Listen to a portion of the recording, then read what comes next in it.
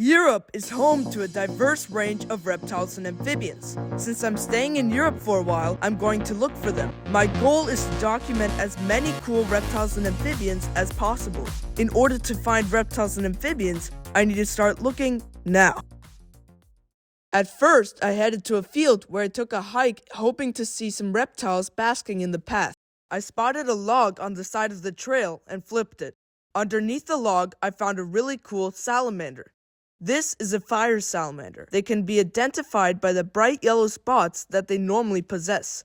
These spots warn predators of the toxin they secrete, which is extremely dangerous when consumed. Fire salamanders are very abundant and widespread across Europe, but are still considered threatened because of how susceptible these salamanders are to introduced fungi.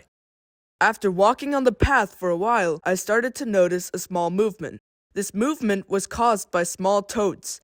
These are common toads. They only recently made the transition onto land and were still very tiny. Smaller than a penny, these toads can grow up to be 15 centimeters or 6 inches in length. These toads have many glands that secrete Bufo toxin. This toxin is enough to deter many predators from eating common toads.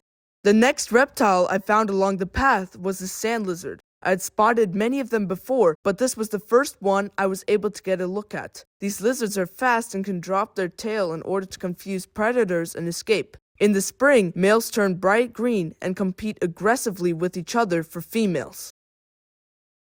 I decided to explore a forest when I spotted a snake. This is an Aesculapian snake. These snakes primarily feed on rodents and other small animals, including birds. Once Aesculapian snakes are older, they can grow to be a lot bigger than this one, sometimes reaching over 5 feet or 1.5 meters in length.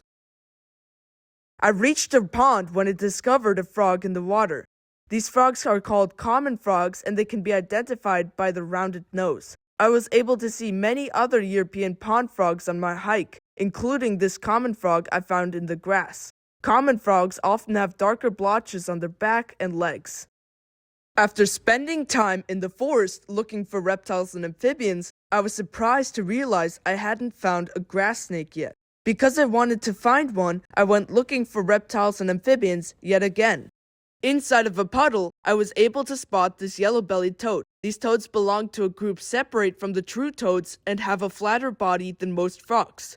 Yellow-bellied toads have a bright yellow belly and a dark back to camouflage in the mud. I was able to find many of them, sometimes even in tire tracks. One of the tire tracks had a younger yellow-bellied toad that was still a toadlet. Inside of the puddles where I found the yellow-bellied toads, I was also able to find a grass snake. I was honestly surprised it took me so long. These snakes are normally found near the water, where they mainly feed on fish and amphibians. I was also able to find a second young grass snake. These snakes don't seem to mind the poison in common toads because toads make up a big part of their diet.